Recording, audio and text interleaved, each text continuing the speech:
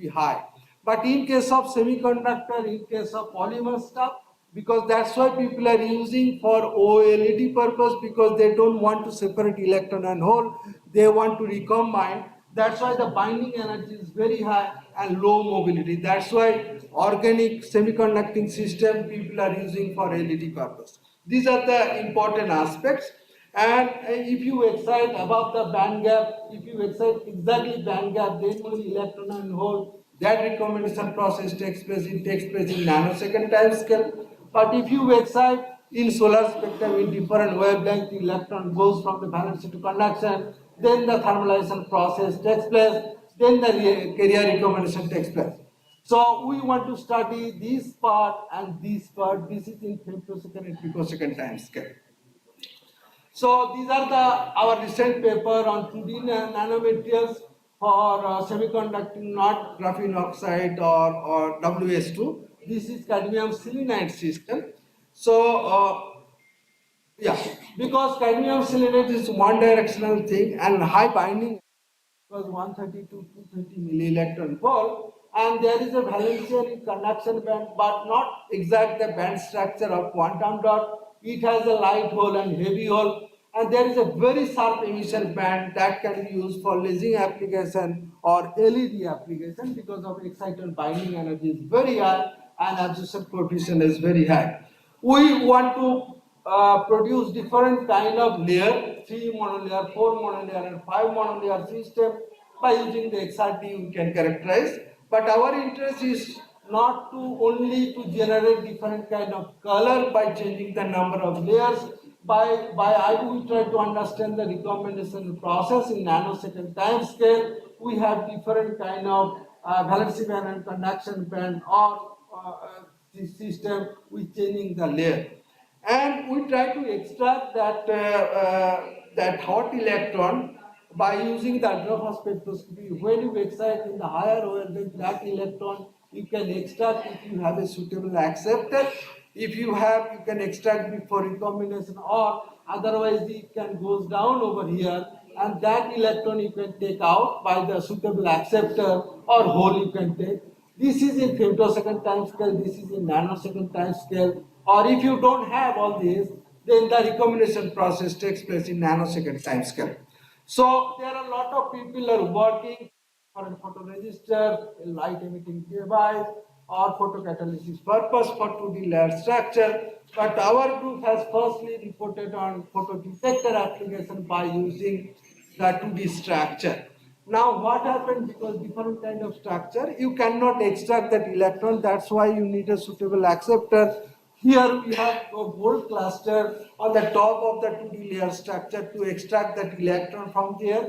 And we have seen by using the time resolved spectroscopy, and we have calculated the valence and conduction band, and that will go to the Fermi level of gold 25 gold cluster, and there is a electron transfer process from the femtosecond time scale.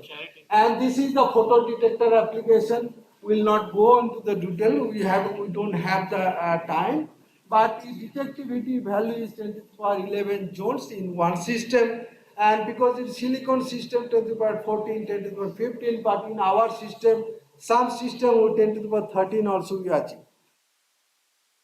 Gold cluster we have done, because if it's no extraction of the electron, then by theoretical calculation, KFT calculation, we have seen that Fermi level in case of pure 2D structure is very close to valency band, but in presence of the gold cluster, the Fermi level moves to the conduction band, and that type 2 structure, that is in P to N type conversion, and that will help for the electron extraction.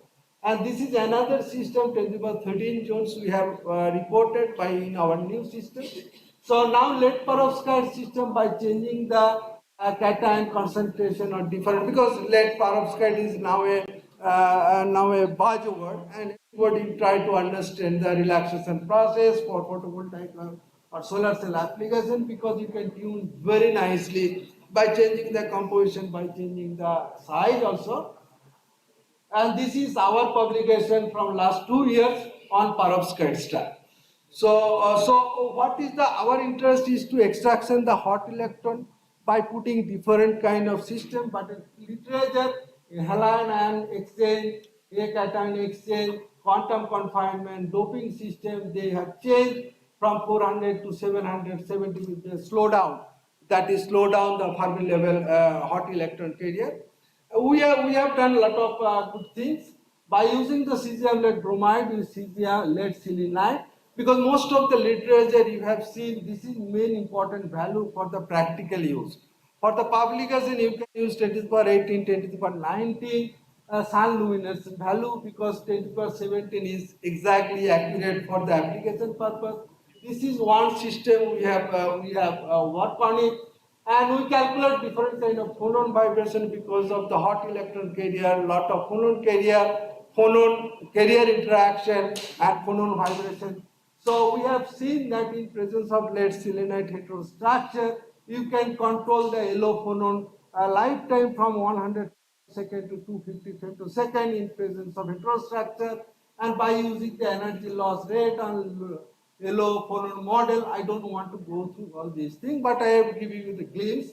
And we have seen 2 times lower hot carrier relaxation time from 700 femtosecond to 1.5 picosecond, that we want, because we want to change the hot carrier relaxation process. But again, what is the reason, why the thermalization process changes?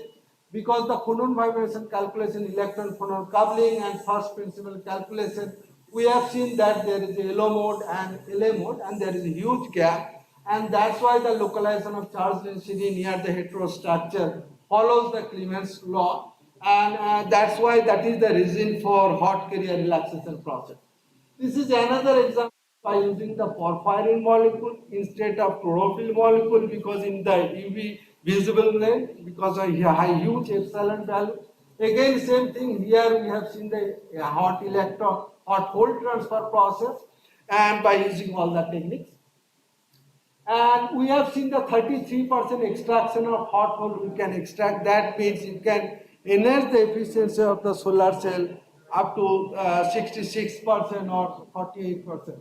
So this is one process, and hot carrier growth time decreases from 730 femtosecond to 180 femtosecond. This is another system. We calculate all the hot temperature, because it raises up the temperature because of the phonon vibration.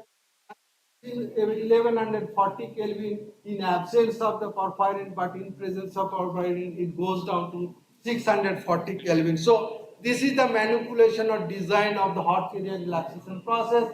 Again, in case of boron drop, you can calculate that we can manipulate the carrier relaxation process from 560 femtosecond to 410 femtosecond. And this is again the phonon interaction because of the Bismarck thing. This is another system. We are working on polymer nanoparticle, because in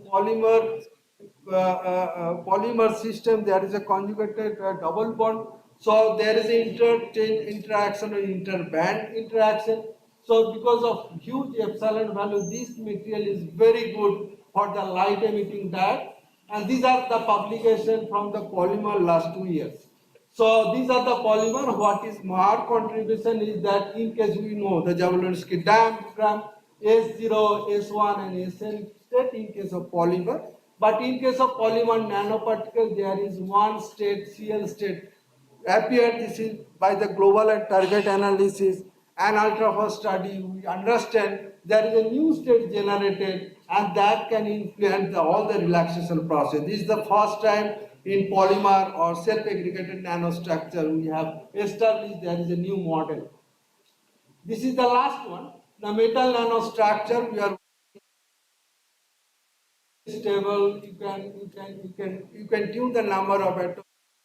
You can change the ligand, you can tune the emission property, different emission property. We are working on it, and these are the publications from the cluster last 2 years, because 3 different groups are working on different field for biological application, for anion detection and relaxation process. Now I'll go couple of 2 slides for the students. This is very important for the scholar day. This is my perception. For a scientist, what to be you should be.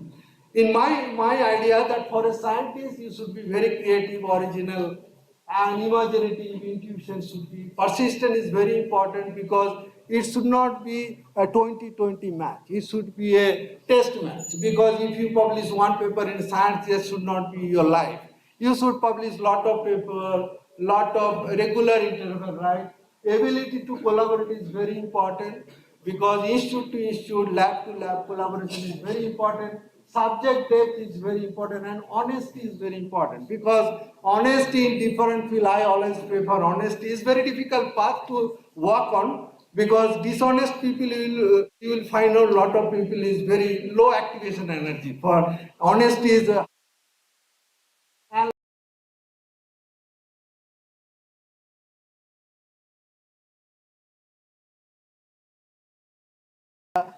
from application for the project and intense competition obviously when you go to the upper side and the politics, this is very important, you know.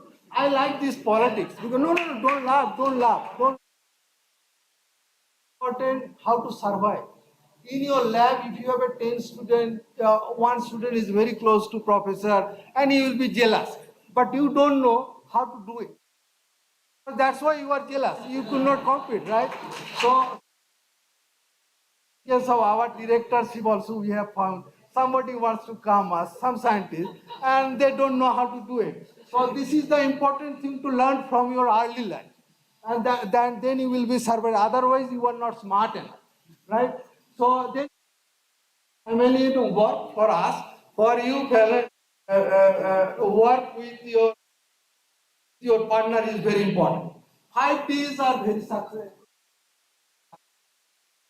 our life. So success is not the achievement.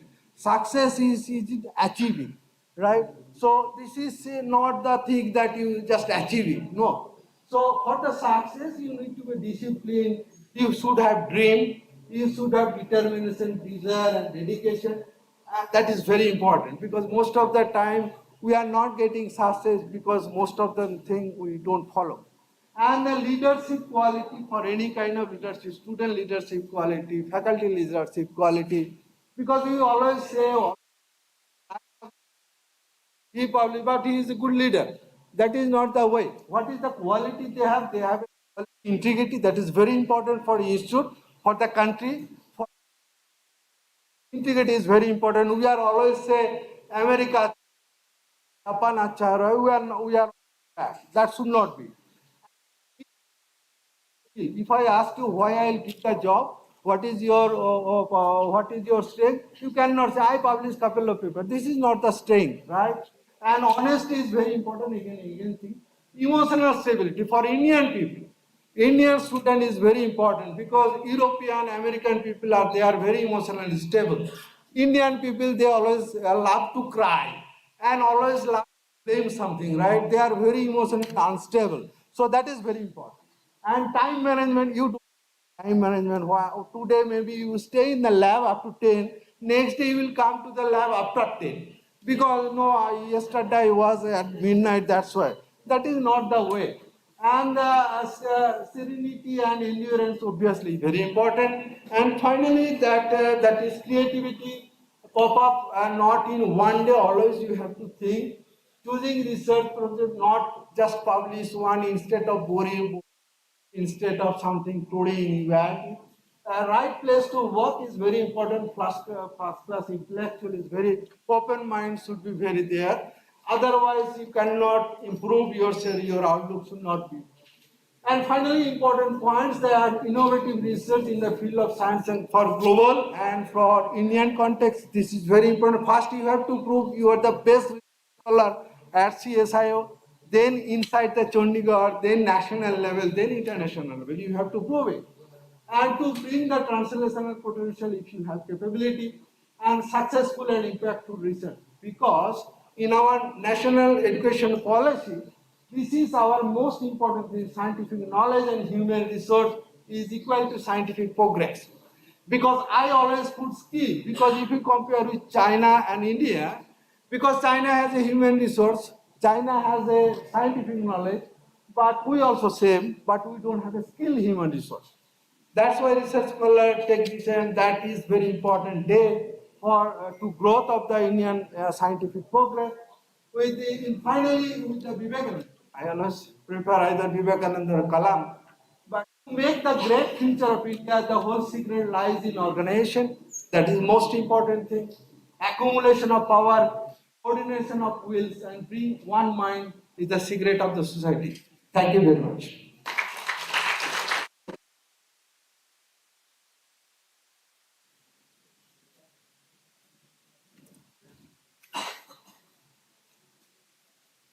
Thank you so much, sir, for your kind presence here with us today.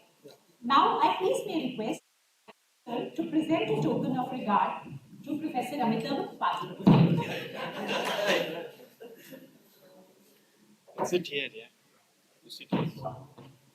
A huge round of applause, please.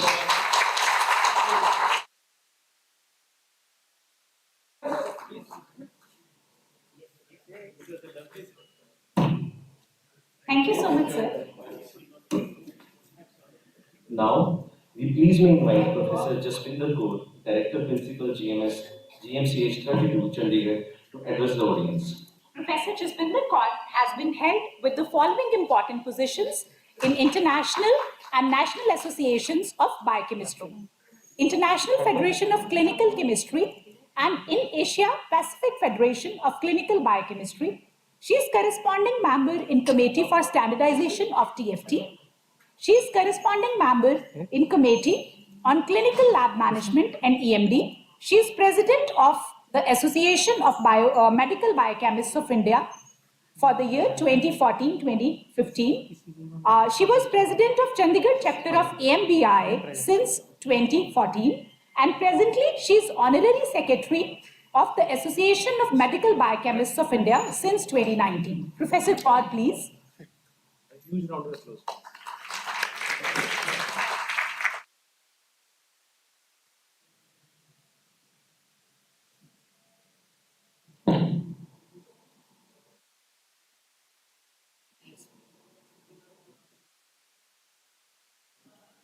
All the directors sitting here in the audience, the faculty and scientists of CSIO, staff and students. Good morning, one and all. Thank you, Director Sir, for giving me this opportunity to be here amongst this august gathering. And thank you, Dr. Soni, for choosing me for delivering this talk. Actually, I was asking Dr. Soni what to talk about to this gathering, and he said you can talk anything. So that is why I have chosen just anything. And the earlier director has made my task a little difficult because I'm not a good orator. So he delivered a fantastic talk, but I think I'll try to do some justice with my talk.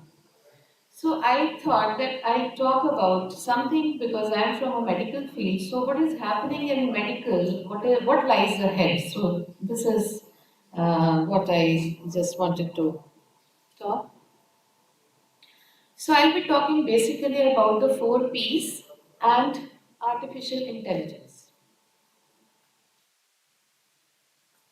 So medicine has made advances, and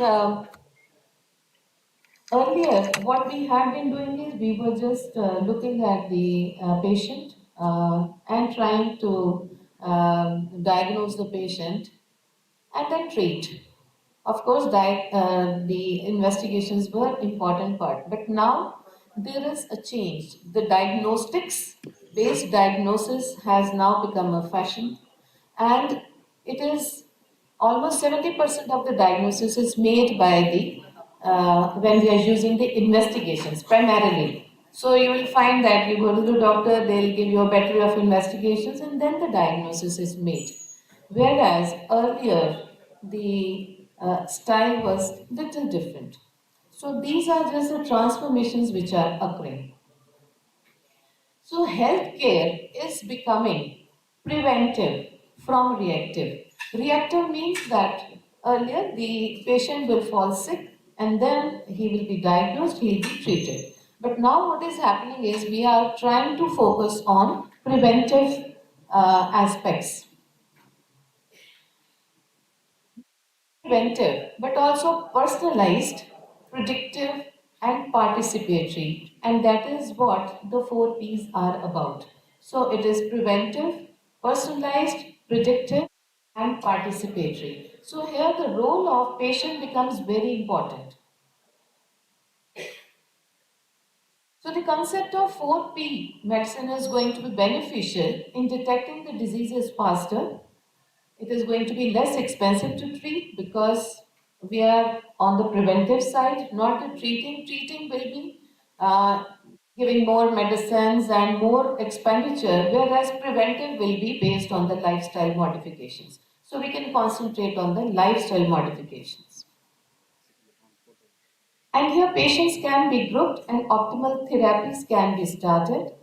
The adverse drug reactions can be decreased by assessing the individual drug response and there is decrease in the time, cost and failure of clinical trials for new therapies. So we are shifting from sickness to wellness.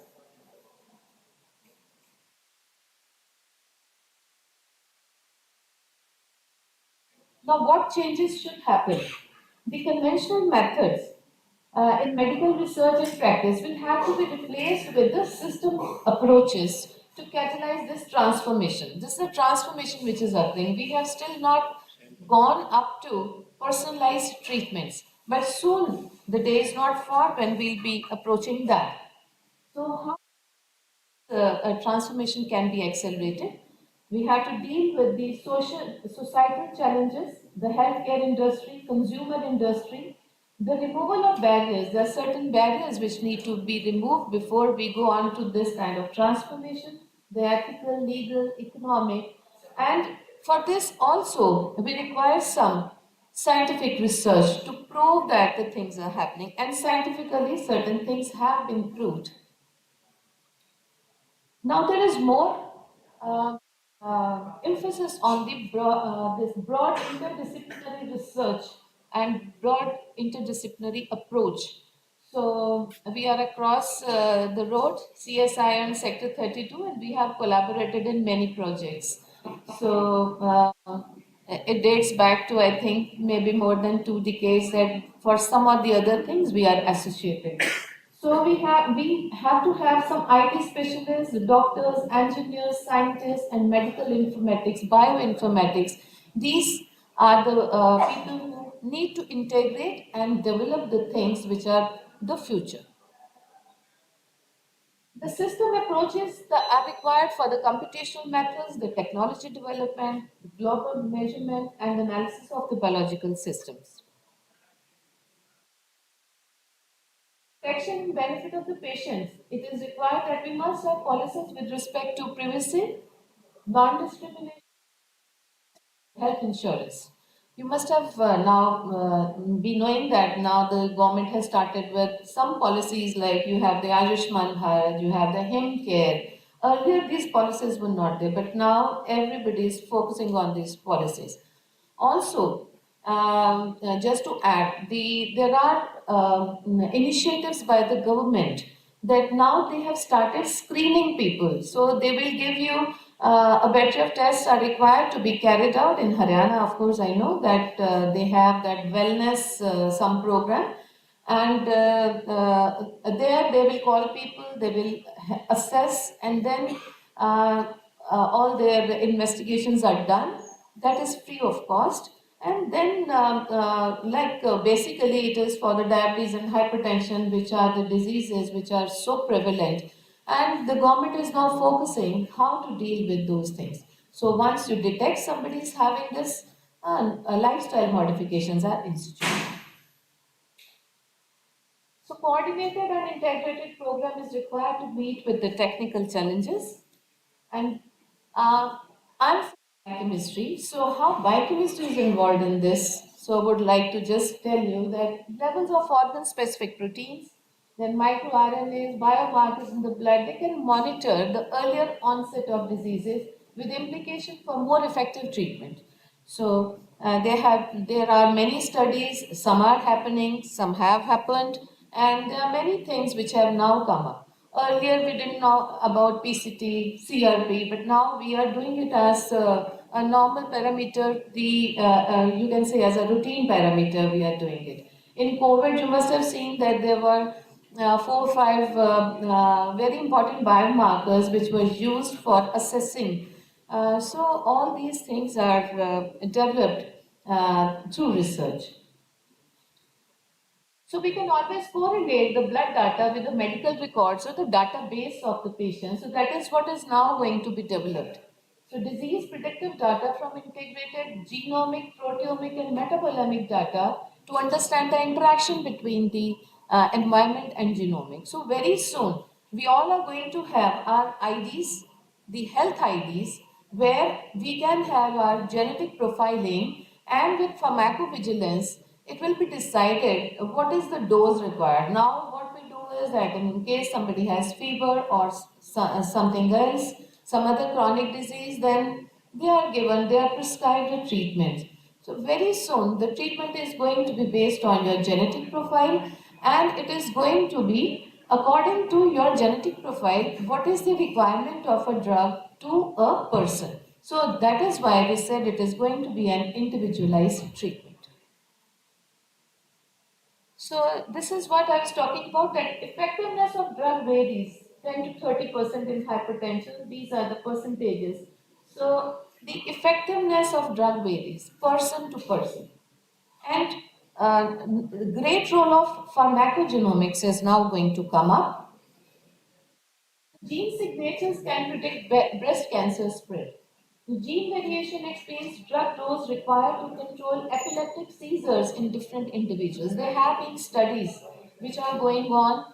There are certain facts which have been established. Gene variant appears to predict type 2 diabetes mellitus. Then newborn screening can scan thousands of genes and involved in genetic disorders. So that is how we are going to predict that a person can have some disease.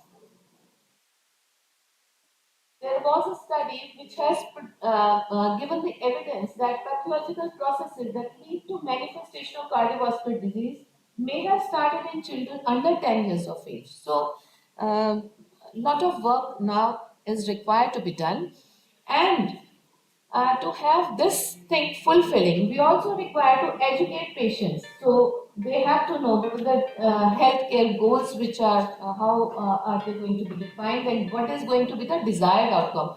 Because now we want in 4Ps, the patient's participation is primary. So the patient has to be educated. The patient has to choose the treatment. You will give them a panel of drugs that you can do this, and let the patient choose the drug. So there is going to be a transformation in the whole of our system. So define wellness as health, and patient needs algorithm of choices. So that is what I said, that it is the patient who is going to choose his own treatment. So we'll require many things. Patient's participation, of course, is going to be primary. Then good lab support in the form of high quality, consistent, reliable results. We want genetic profiling, active participation in multidisciplinary clinical team, because we want proteomics, metabolomics, and genomics, for which we will require other team members as well.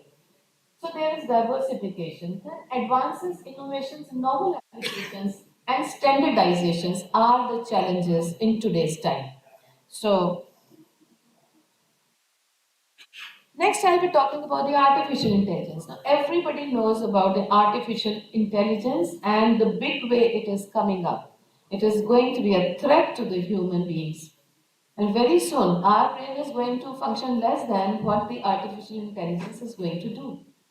So it is one of the most rapidly developing fields, and the science and engineering of teaching computers to do activities which the human can do, such as perception, speech recognition, decision making, language translation, etc.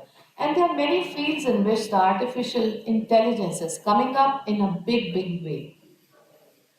So everybody knows about autopilot control of planes. So you don't even realize that pilot is sleeping and the plane is on autopilot. So such kind of things are also going to happen in autonomous, automobiles in the cars. So this cars driven by without a driver and on the autopilot mode.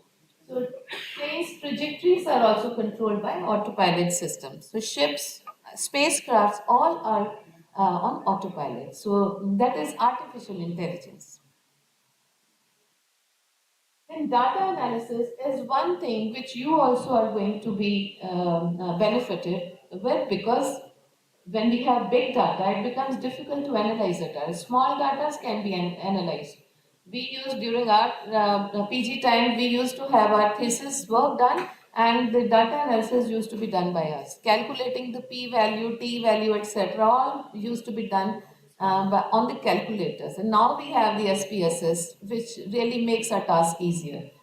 So algorithms are capable of improving the data analysis, analyzing massive data sets, increasing their accuracy and precision. So human mistakes can be avoided. And you can spot patterns and also the insight that human eyes can miss. So that is the advantage of having the AI in data analysis. Then everybody knows about the chatbots. Now you want to write a proposal, so you have a chatbot, so you can do it. You want to write an essay, you have the chatbots, and you can utilize them. So it is really going to exploit, and it is, well, again, it is a debatable thing, boon or bane, because artificial intelligence is really going to make our brain stop working. Because 2 plus 2 is equal to 4, that also we are going to stop, at least the future generations. They won't even know the tables which we used to learn, and now they know that they have the computer. I have come to know that in IB schools, my cousin's son was there, who is very small, studying in 6th standard. So what they do is everything on iPad, and they don't know, their handwriting is very poor. So they said that the teacher, the mother approached the teacher, and she said it's okay, they are using the iPads. So even if the handwriting is bad, it's okay. Whereas during our times, there used to be so much emphasis on a good handwriting. Now the I think the change we also find, because now we are used to computers, we are used to our secretarial help. So half a page you write, and then you also start thinking of how to write more. So sitting for 3 hours and attempting the question paper, I think if if I'm allowed to appear, I'm maybe not able to complete my paper, because we get so much used to this kind of facilities, and that is what is going to be a question mark for the future generations. So what I feel is that the basic things should never be forgotten. The basic things should never be forgotten, because if when AI is not there and you don't even know the basic things, then we'll be nowhere. So that is going to be a future. So education, again, there are so many things you can message to speech, text translation, then automatic grading, etc., etc. There's so much which is happening. And healthcare, yes, healthcare is one thing which is making a great progress and very different. Before Corona time, I never knew that a person or a patient can be seen online. But then because during those times it was total, you can say, the lockdown, and people were in pain, they could not approach the doctors. So the system developed that we would see them online. So online system developed. So that was the first time I think the doctors came to know that yes, online seeing also is something, because you will see there, you will see the person, and then they can tell you about their problems, and in case they have some reports, they can show you, WhatsApp it, and so these things have become very important during lockdown time, and now it is becoming a norm. Now most of the people, especially the old people, they want that why don't you have the telephonically we can consult, so that will become very important. Uh, so this Now, there are many apps also which are coming up to help the patients at their residences. They don't have to come to the hospital and do it. So the potential uses, and since I've crossed my time, I think I'll be hurrying up with this. Manufacturing industry, then home. Everybody knows Alexa, Google, and we can order them anything and they'll do. And the robots, especially during the COVID time, people have done that. Then agriculture. There are many forecasts which come up and then they are helping the cyber security, the military operations. Everybody knows about the surgical strikes and stuff. So, skill of the century, and it is going to be a threat to the human life. So, boon or bane, you can decide. So, a word for the students, of course. Much of it the earlier speaker has already said, but a total commitment is pivotal, definitely. And errors and omissions, you must admit your errors and omissions and learn from them.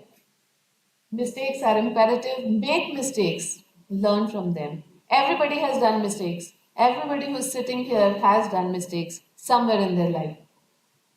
Working as a team is extremely important, so you have to be a team member.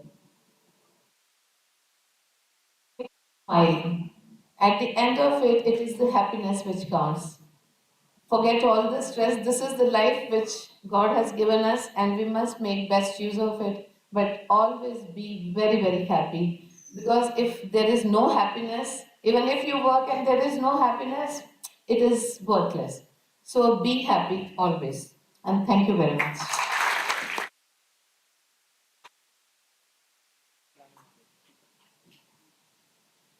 Thank you so much, ma'am.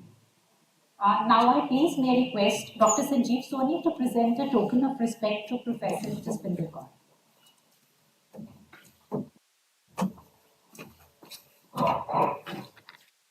Please round of applause, please.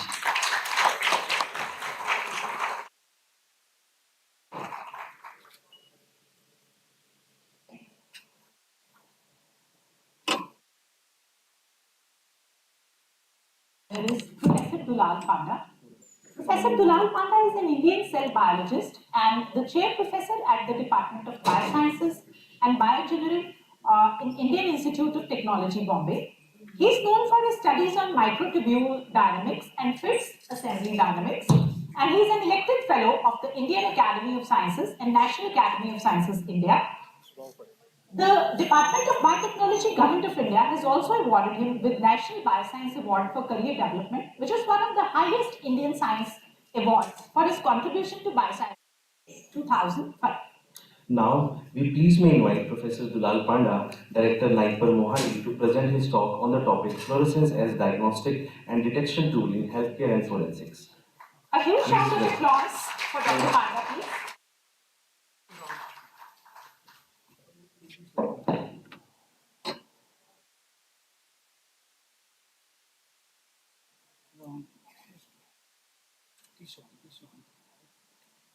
I will do it. Don't worry. I want to share. Huh? I want to share presentation. Okay, I'll share it.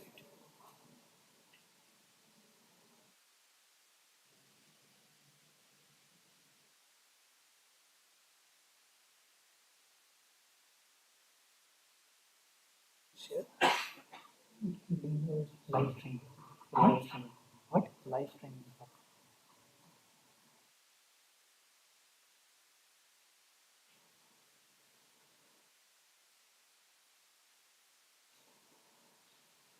Yeah. Hmm?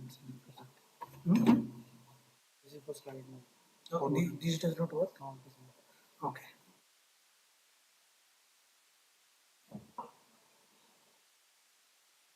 Morning. I'm going to talk on fluorescence as diagnostic and detection tool in biology, healthcare, and forensics. In the beginning, I would like to thank the organizers to have me here. And I thought there will be a lot of students, so I put it for the students teaching kind of talk. Okay. So anyway, oh, it does not work.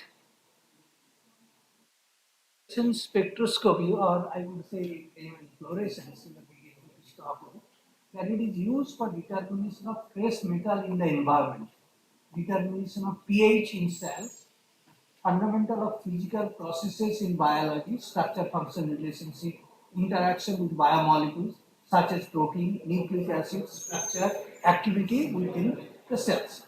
Clinical laboratories, diagnostics tests, and forensics. So there are many uses of fluorescence spectroscopy as such.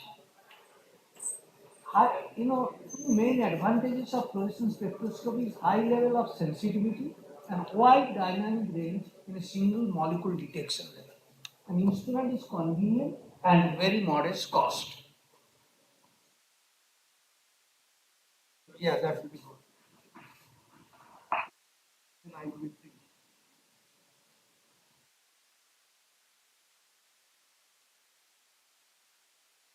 Audible now?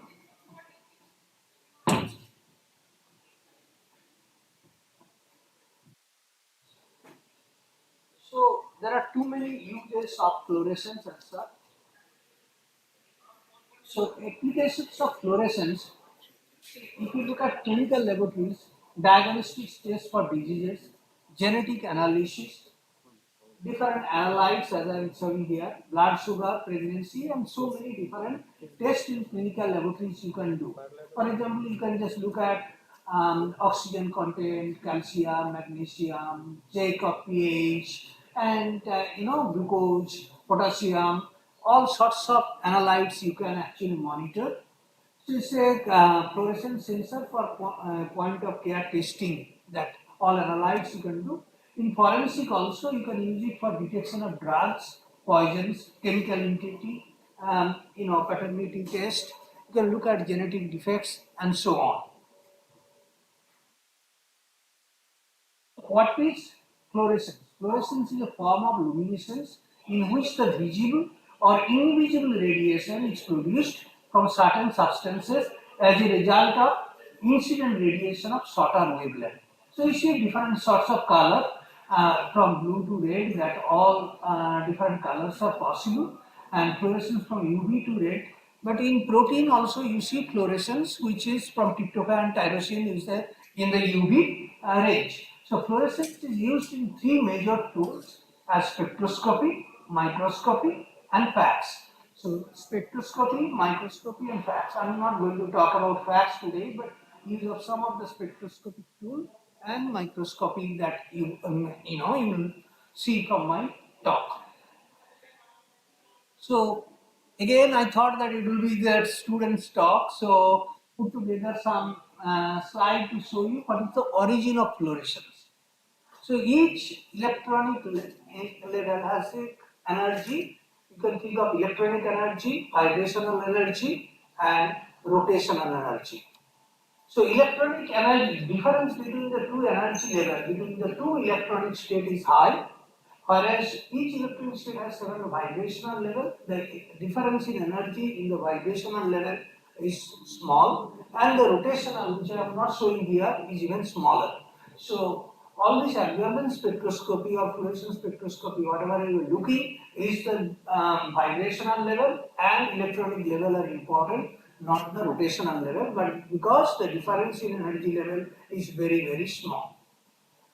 So here, what you are looking at is ground state, the first excited state, second excited state. So you get energy, electron goes from ground electronic level to excited electronic level, and there are several vibrational level. Also, you look at this another singlet excited state, and this is triplet state. Now think about, this is your total income, that what is has gone up. So you spend your income in different ways, and at the end of this, what is remaining is your bank balance. Think about that way. That you give energy, it went here, then actually or here, you use this energy through different processes, and it came down here. Or it can go from here to here. Now, while it is in the excited state, it can do several different functions. That is called the origin of photochemistry. When you are angry, you can break something or you can do something productive. So, which you do not do while you are in normal state. So here is the excited state chemistry is the photochemistry that you are looking for. And here it is going down in this level and then it will radiate. This is called radiation is the fluorescence that you are going. But in case you are in excited state, and say for example you are in Punjab or in Bengal and you pass either to the Bangladesh or Pakistan, then you need a visa to come back. Okay, and whereas if you are in India and you go from Karnataka to Tamil Nadu, so Tamil Nadu and Karnataka, then actually is a very overlapping. You can come back easily. But once you get into triple state, a different country, it is difficult to come back without a visa. And that is triple state to single state transition is forbidden. Okay. Triplet to single state transitions is forbidden and it happens very slowly. So this is the origin of phosphorescence. And fluorescence, where it is going from single state to single state, it happens very fast and you see the fluorescence. Whereas the triplet state to single state transition, which is forbidden, you look at the phosphorescence. So phosphorescence, because the transition is forbidden, it happens only in solid state or in very low temperature. Whereas the fluorescence happens in all stages because it is a very fast process. So all kind of fluorophore that you are looking at, the DAPI is FYPC, GFP, all and they have excitation, different emission wavelength. So they can cover a wide range of area. You can cover. Okay. So look at this big fluorescence protein, and you can do a lot of things using this green fluorescence protein, which has actually changed the entire biology because of the presence of green fluorescence protein. And the person who discovered green fluorescence protein got Nobel Prize in 2008. And in his Nobel lecture, what he said that I work on green fluorescence protein simply because I wanted to know why jellyfish fluoresces, not any other thing. I just simply wanted to know what is the origin of jellyfish fluorescence. And this discovery changed the entire textbook. Okay, I will show you some of this example. So this is a protein of 138 amino acid of 27 kilodalton and quantum yield is about 0.79. Just think of tryptophan, which is a protein, and a quantum yield about 0.04. Okay. So this is a very high quantum yield. So this is the natural fluorophore that we are looking at in the tyrosine, glycine, serine. None of them are strongly fluorescent. Tyrosine has weak fluorescence, but much lower than tryptophan. And so these constitute a natural fluorophore which makes this green fluorescence. And this is the inside the, that's why it is so highly fluorescent. And today so many mutations here and there and to make different version of GFP, and that's why you see so red fluorescence protein, cyanofluorescence protein, so many, and their stability has changed and so on. So green fluorescence protein may be used as a reporter gene. It can be used in fluorescence microscopy. I will show you some of the examples. Live cells imaging and internal chromophore for many different things. So this is what you are looking at in bacteria. So this is Streptococcus pneumonia. The GFP is here. We are looking at the ring and the entire bacteria. This is 1 micrometer scale. So bacteria is in between 1 to 2 micrometer, and then you are looking at the ring at the mid of the cells using this technique. So which is only possible because of GFP. If you look at this is the in human cells where you are looking at the microtubules. Throughout the cell cycle, the amount of microtubule remains same. But if you look at the kinetics, you look at this, each of them are actually 24 nanometer diameter polymer. They are growing and shortening, but that is only possible because you can monitor them in real time. But if you take snapshots at any moment throughout the cell cycle, you will see similar amount of microtubules. So the fluorescence allows you actually to look at the kinetics, and this kinetics is very important for the functioning of the cells. Because of this kinetics is capture the chromosome, put the chromosome at one particular place, and then helps it the equal distribution of the chromosomes. So that is the beauty of fluorescence technology, that you can look at this. Here today you can look at the protein tracking, movement of one protein on another protein, and this is also possible. And these are all single molecule fluorescence microscopy that you can look at. Or if you look at this, the mitotic spindle is very highly dynamic, and it's within 30 minutes in human cells you can see the changes happening. So this is because of the high dynamicity that you can actually monitor this using the fluorescence recovery after proto-bleaching steps. But here you look at this chromosome separation in real time. Okay, you see that is also possible because of the fluorescence protein. So there are so many applications in biology that got enriched because of the fluorescence protein. And the protein action, others people look at, here you are using antibody, one particular antibody and the fluorescence, another you look at colocalization, which is an indication of that interaction, and so on.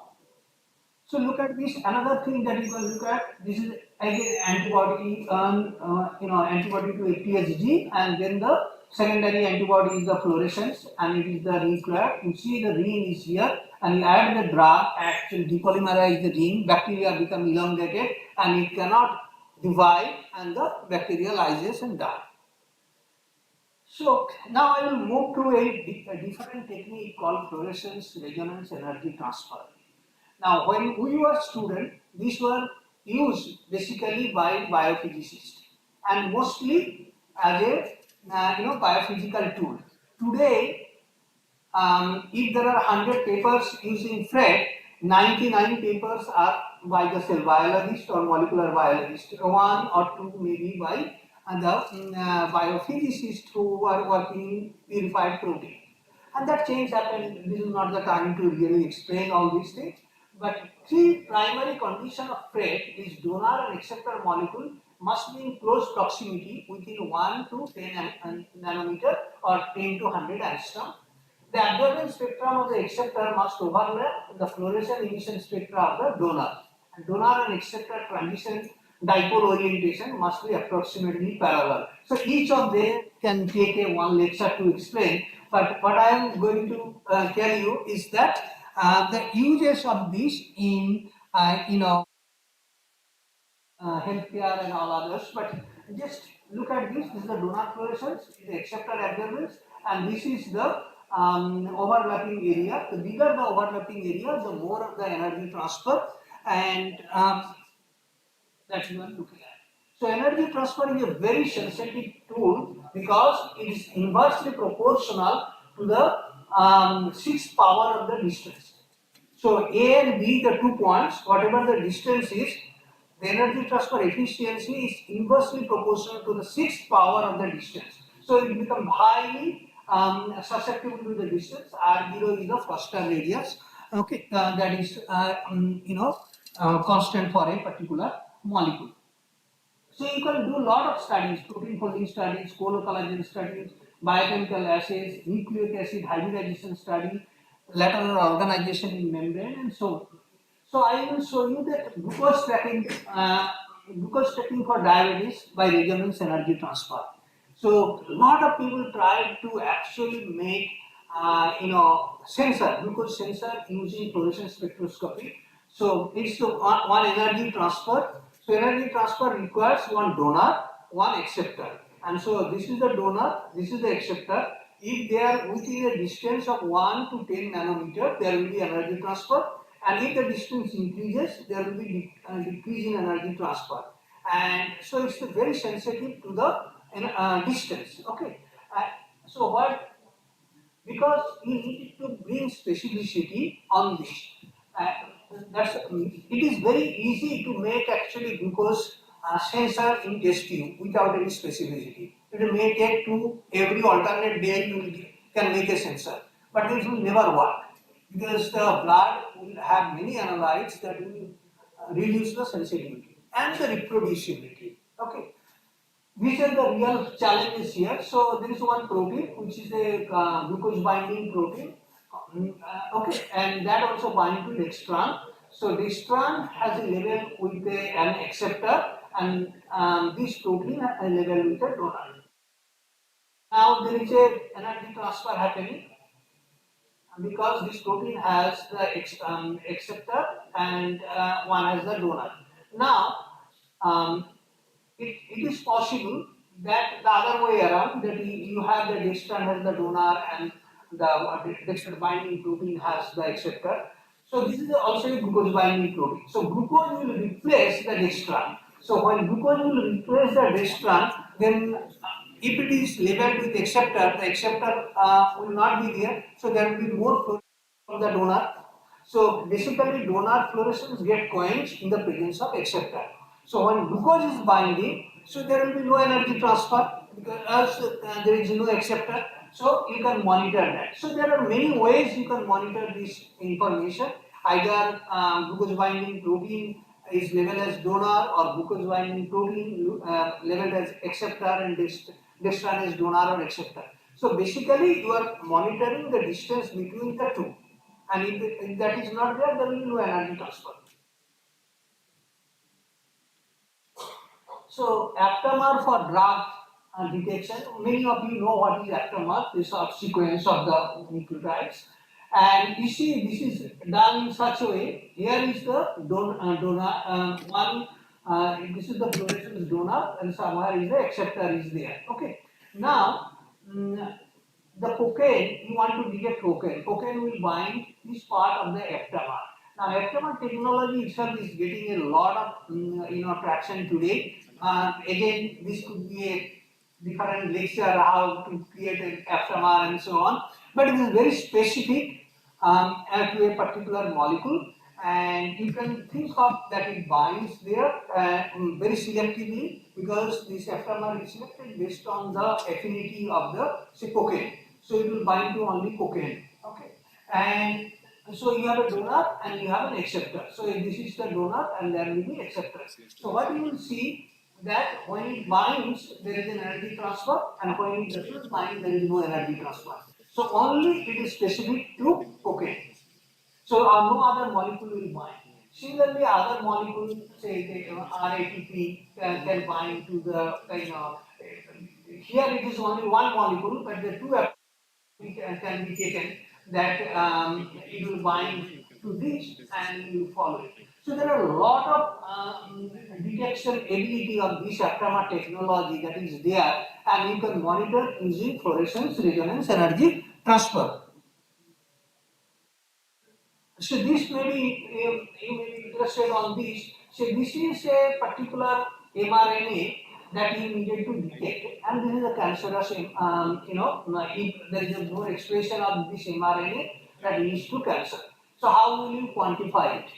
So you get a primer labeled with biopyridine, and you get part of this labeled with another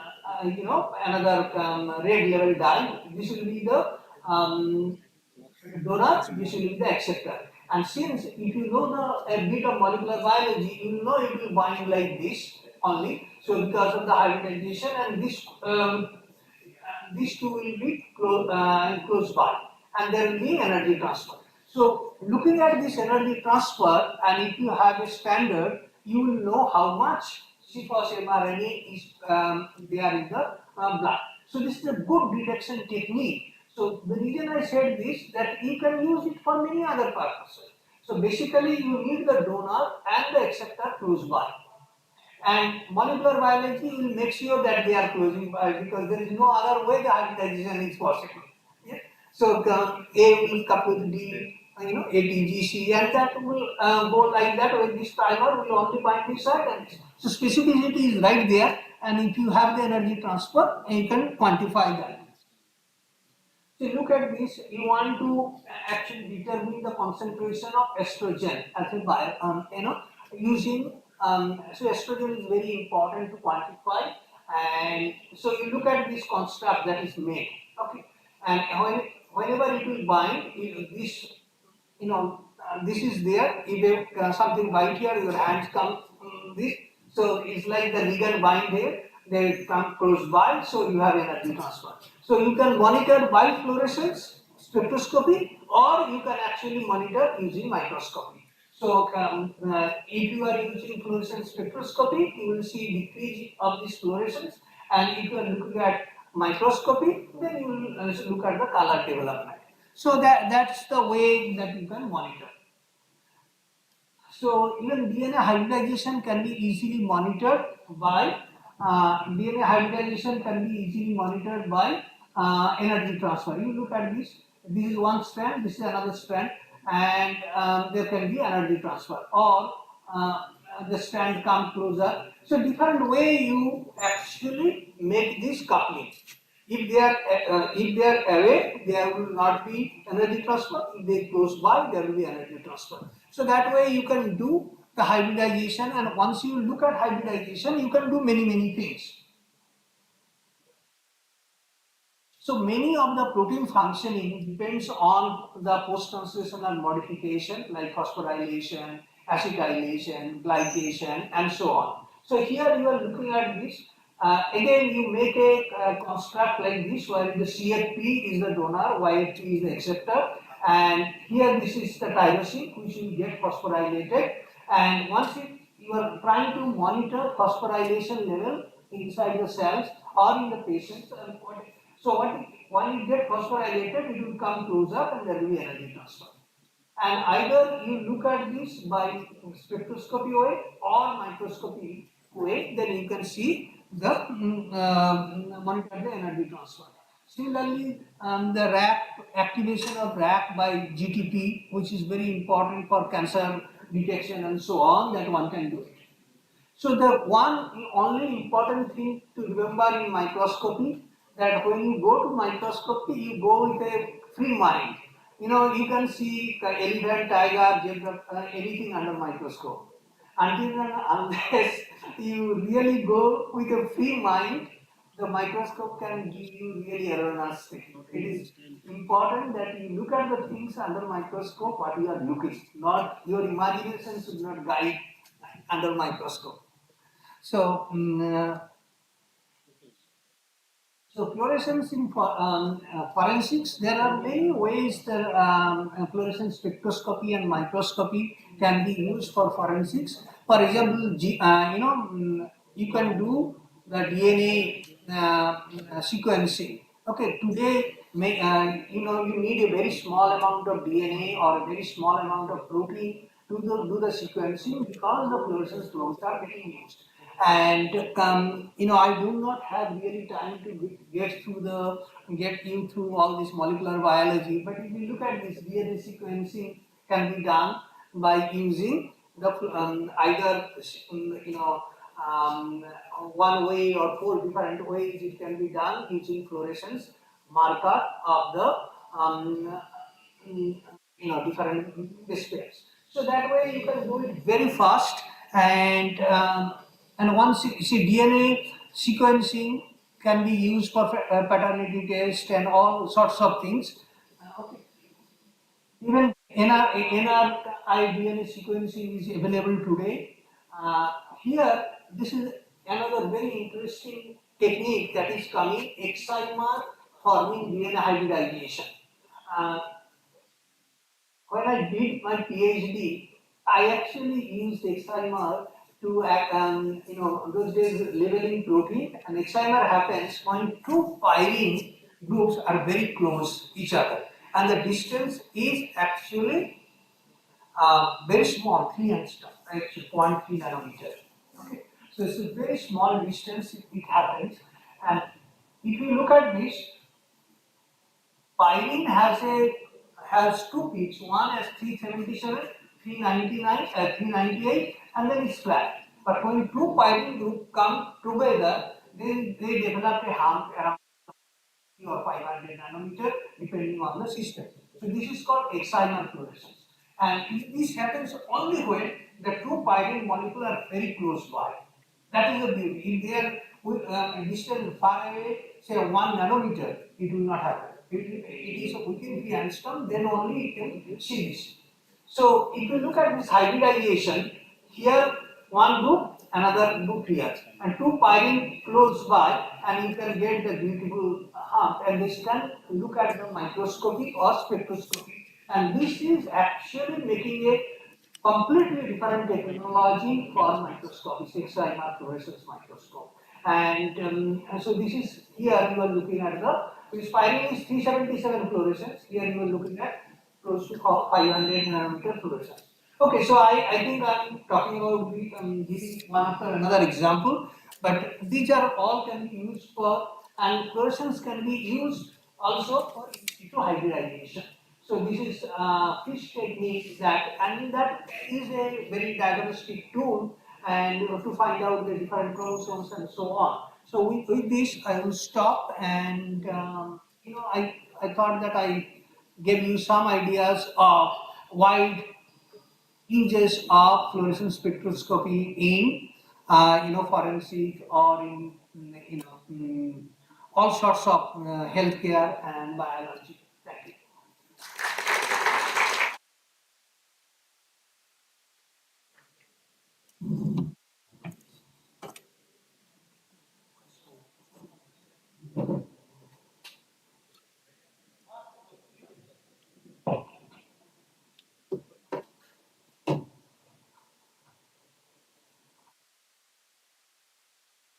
Thank you so much, sir.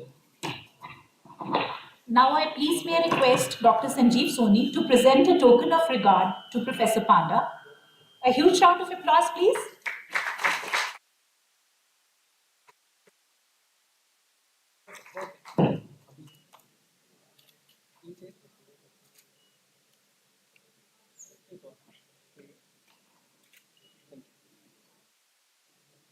Thank you, sir. Now we have a 15-minute tea break, and all of you are requested to please assemble back in auditorium by 11:55. Thank you so much.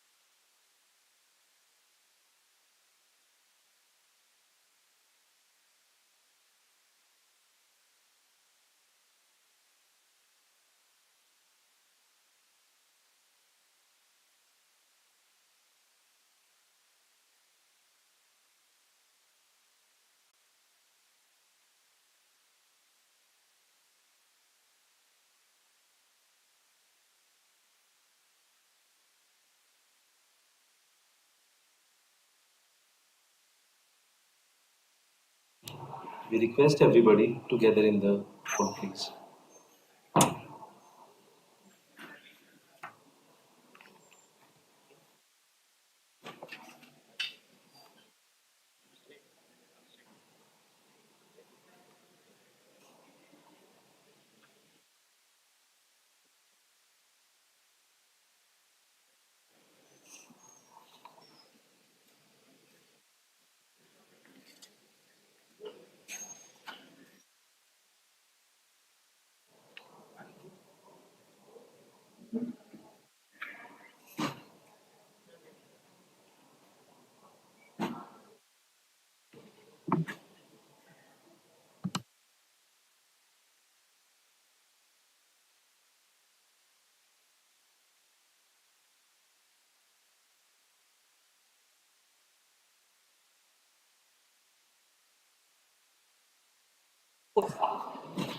Professor Khosla has earlier been working as a scientist at Center for DNA Fingerprinting and Diagnostics. His research focuses on understanding the epigenetic regulation of gene expression, particularly in the context of microbe-host interactions. Dr. Khosla is Fellow of Indian Academy of Science, Indian National Science Academy, and National Academy of Sciences, India. Now, we please may invite Professor Sanjeev Khosla, Director CSIR MTech, to address the audience present here. Please welcome him with a huge round of applause.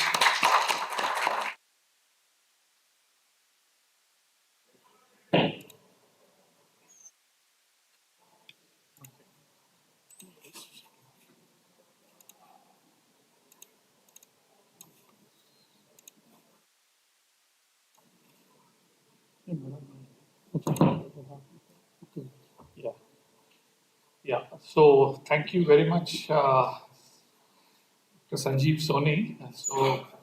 Uh, and also thank Ananta for actually inviting me to be part of this uh, important, I should say, celebration of science, sports, and culture. I was quite thrilled when I heard, uh, got an email from Dr. Soni that uh, CSIO is organizing this particular uh, event, and I think so. It's important to realize that while we are doing research and our focus, prime focus is that, but I think so. It's important also to understand that. It's not the only thing that we do in our institutions here. So it's a good amalgamation of science, sports, and culture that CSIO has brought in with this celebration today and till 14th. So I congratulate the organizers for making it a success. Um, as Dr. Soni was saying, we could have had a little bit more participation from the students across the institutions, especially in the posters and research interactions. But I think so. This is the right beginning, and I think over the years, if this could actually go across various institutions in Chandigarh, it would really be a nice initiative that CSIO has taken, and I'm very sure this will go from strength to strength. I'm actually looking forward to listening to Professor Dhar, what he has to say and talk about today. So I'll not take too much of your time. Thank you very much once again, Dr. Soni, and the organizing team for inviting me to be part of this celebration. Thank you very much.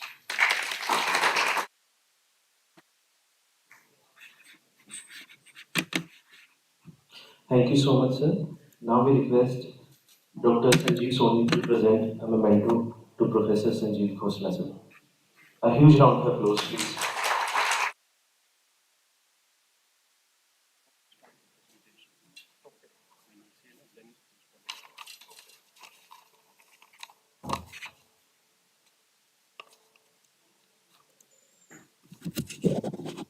Our next keynote speaker is our chief guest, Professor Manoj Kumar Dhar. Professor Dhar has served as 13th Vice Chancellor of University of Jammu and has also held the charge of Vice Chancellor, Cluster University of Jammu for some time. Presently, he is a member of the Technology Development Board, a statutory body of Ministry of Science and Technology, Government of India. He has been a member of several national level committees in the Department of Biotechnology, Department of Science and Technology, SERB, Government of India. He is on the governing board of All India Institute of Medical Sciences, Jammu as well.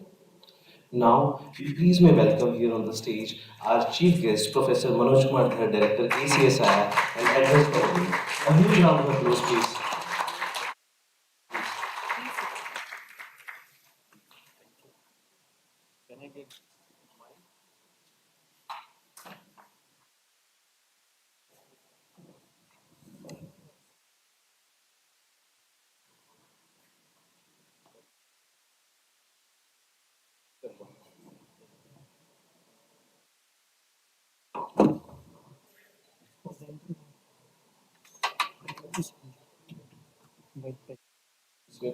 Shall I share a presentation?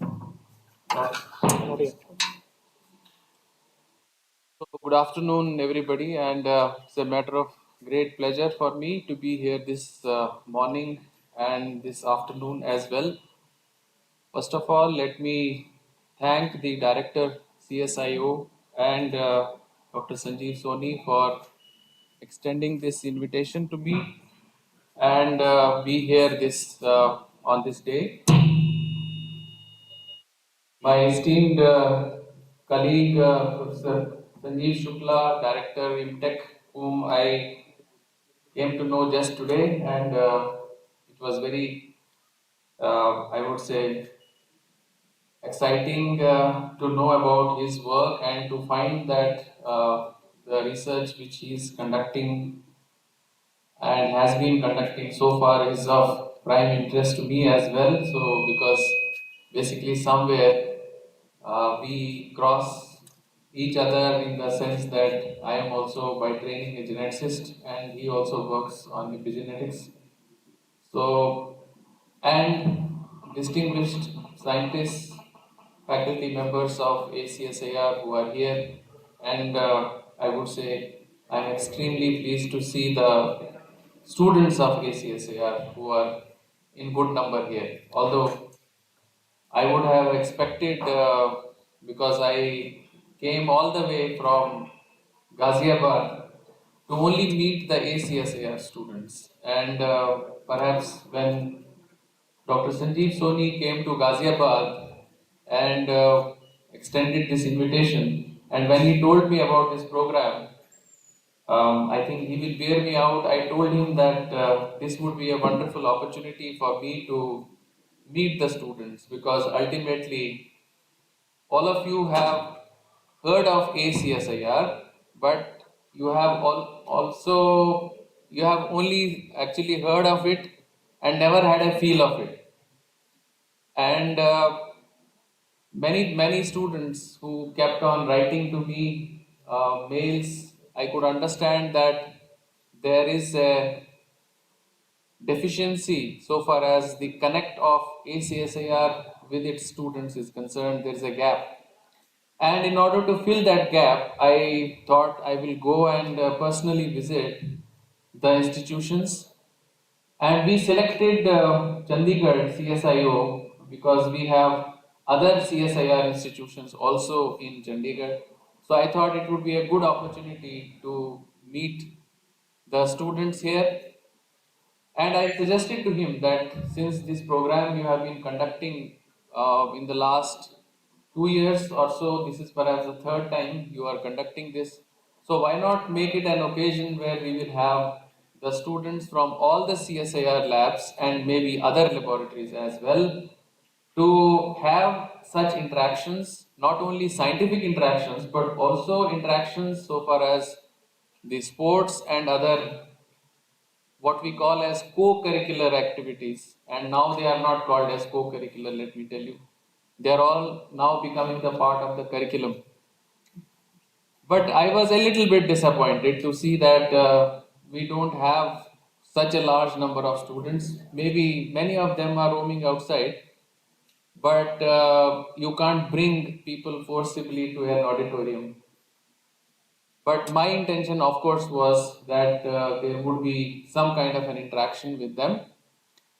Anyway, leaving that aside, as has been said by earlier speakers, renowned speakers who were here, who delivered talks, it was not really clear as to what I should be speaking on. And I also did talk to Dr. Soni that what is his expectation that what I should be talking about. So ultimately, besides talking about the ACSIR, I thought let me talk about a broader perspective. See, I don't feel that the research scholars are no longer students, because the day you believe that, I think I am also still a student, and till the last breath of our life, we learn something or other. And the day we stop learning, I think that should be considered as end of our life, because you should not stop learning. That is something which I will tell you in the very first beginning. And I thought let me give you a broader perspective, not only about research, because we had eminent speakers. I could have talked about my research, but I don't definitely want to bore you with that, because that you can always find out. Nowadays, it's very easy to see what research I am doing. But I wanted to tell you something different, and that is what I will be talking about, to give you a broader perspective of life, to give you a broader perspective of what you are doing, whether you are doing something in isolation or whether you are looking at the broader aspects of what you are doing. That means whether we are doing research for the sake of fact finding, as we have, maybe you can start my presentation, as we have been told that research is about knowing the truth. So that is what is happening, that are we actually fact finding? I just want to take you from fact finding to solutions building, because if you see the ultimate objective of research, the ultimate objective of research is to do something good, is to do good for the society. Now, how can we do that?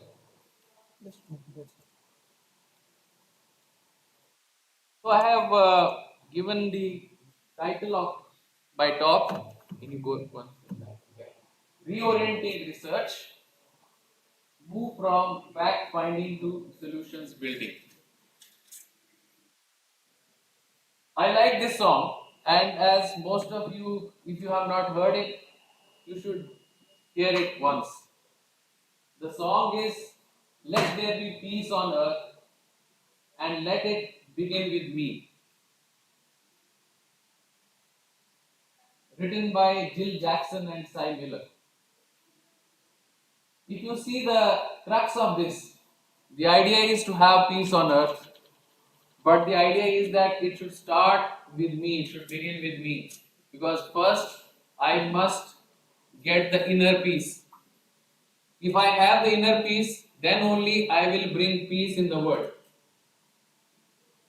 By promoting education and through quality education for all, you, the young people who are sitting here, can be the voice of change and peace. We are a young nation, as all of you know, as the fastest growing country or economy today. 1/5 of the world's youth live in India. Half of our population of 1.3 billion is below the age of 25, and a quarter is below the age of 14. Now, India's young population is its most valuable asset. It is not for the first time you are hearing it. You are the most valuable asset of our country, and most pressing challenge also. because we have a large population. So it is an asset as well as a challenge.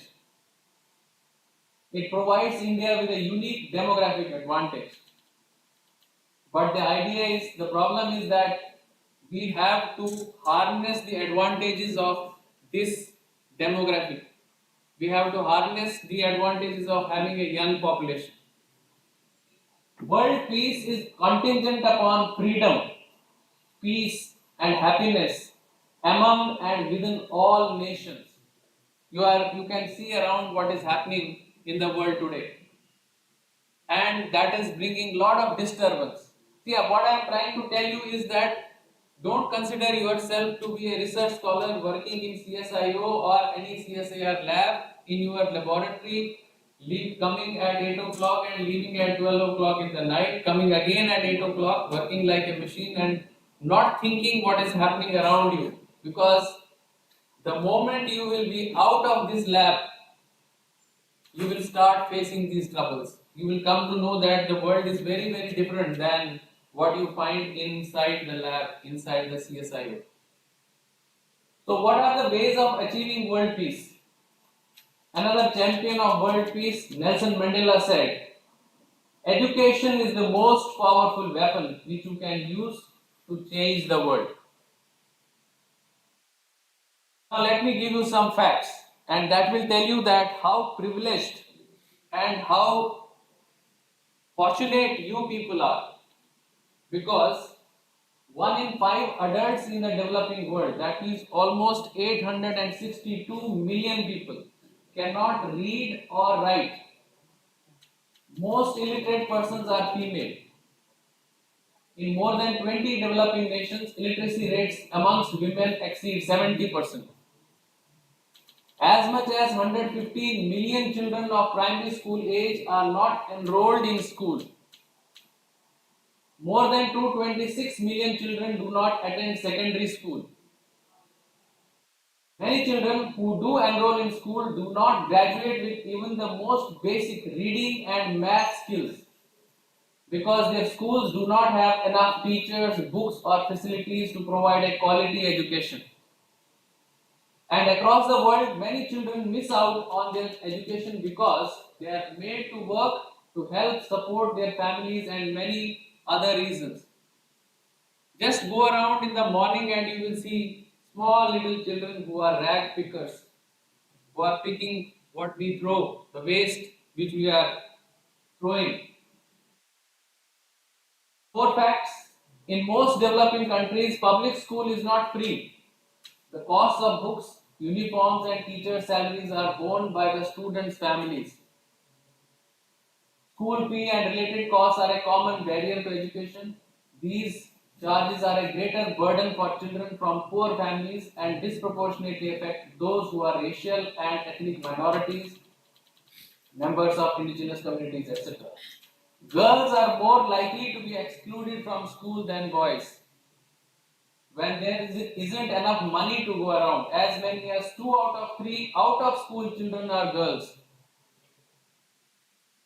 Social traditions and deep-rooted religious and cultural beliefs are most often the barriers to expanding girls' educational opportunities in undeveloped countries around the world.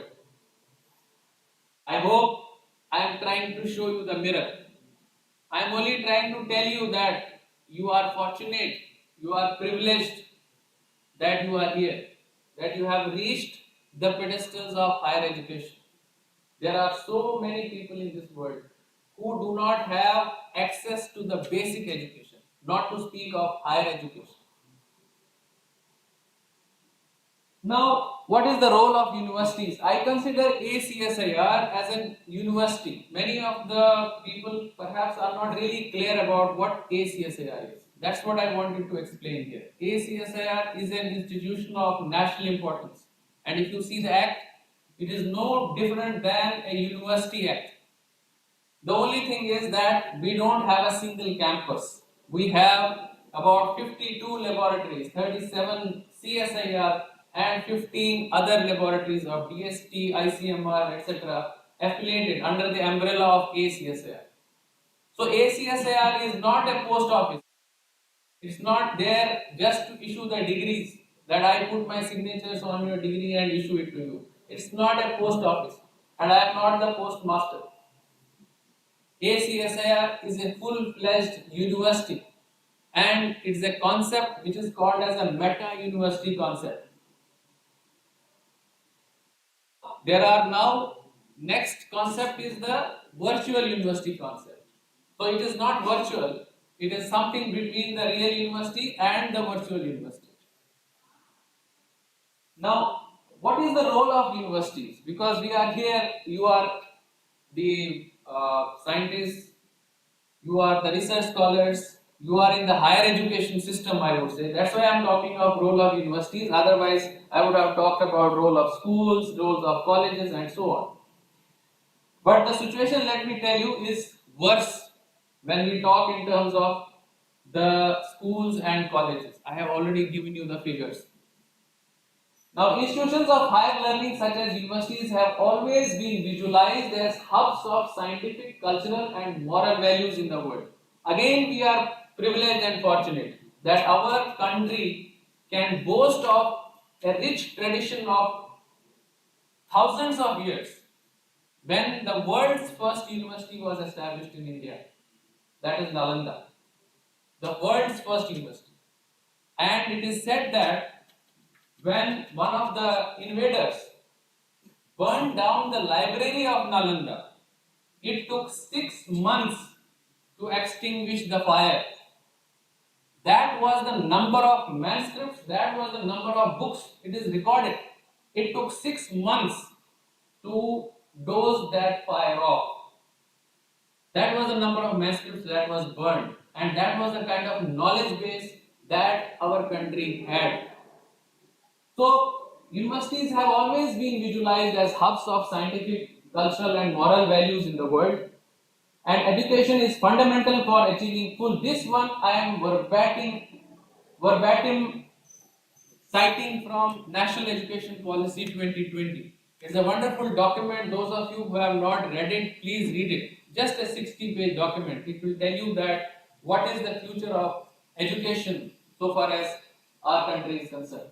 So it's a fundamental for achieving full human potential, developing an equitable and just society, and providing universal access to quality education is the key to India's continued ascent and leadership on the global stage in terms of economic growth, social justice and equality, scientific advancement, national integration, and cultural preservation.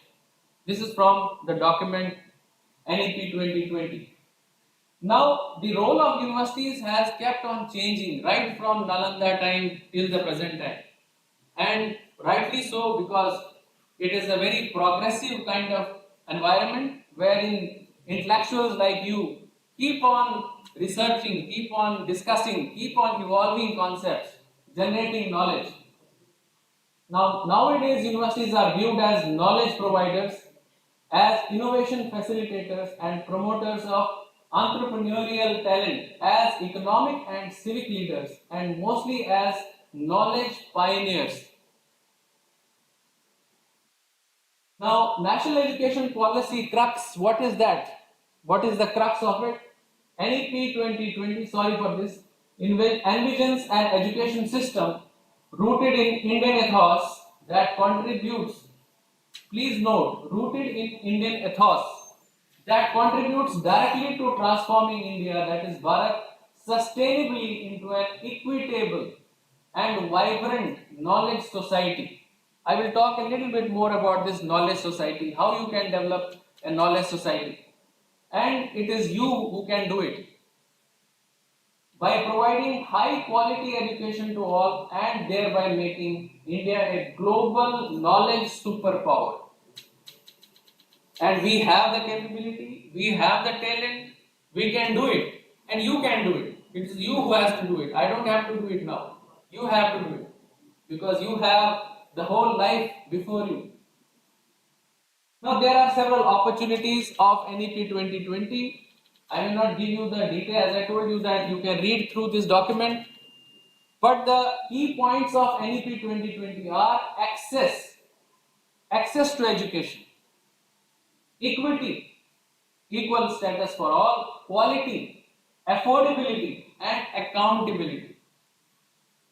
Nothing should come without accountability. Whatever you are doing, if you are spending money on your research, ultimately you have to feel that it is public money. It is coming from the pockets of your parents. It is coming from the pockets of every Indian. And are we making a good use of that single penny which we are spending on our research? That is what is called as accountability. Now, the idea is to produce creative, critical, and analytical thinking people. And then there have to be research programs wherein there will be a lot of choice, mobility, integrate practical and creative experience, and it has to be learner centered. I will explain how AcSIR is going to do it. Fostering synergy of research activities, interdisciplinary linkages, very important. Earlier speaker also spoke about this, that there has to be interdisciplinary linkages. We have to have values and ethics, and of course the infrastructure for conducting high quality work. The greater emphasis on innovation based research, there should be a lot of emphasis on innovation based research. If you see ACSIR, those of you who are, maybe all of you who are the students of ACSIR, you know the full form of ACSIR, Academy of Scientific and Innovative Research. And when this ACSIR was created, the idea was that you will get registered with ACSIR and you will have that innovative component in your PhD thesis. Do you find that in your title of the thesis? At least some of the theses which have been submitted in the last 2 months, which I have myself seen, I have been signing the formal final grades, final degrees. I didn't find anything innovative in that.